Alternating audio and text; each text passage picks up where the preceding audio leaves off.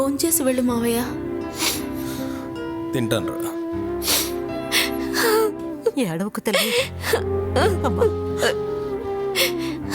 నేను పుట్టిన వెంటనే మా అమ్మ చనిపోయింది.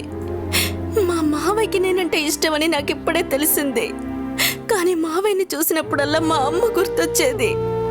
ఇప్పుడు ఆయన కూడా చనిపోయారు. నేను దురదృష్టవంతురాలు అత్తయ్య.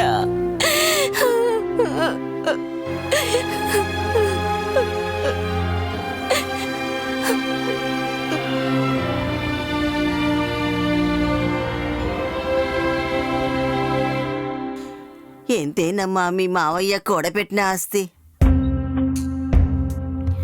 నా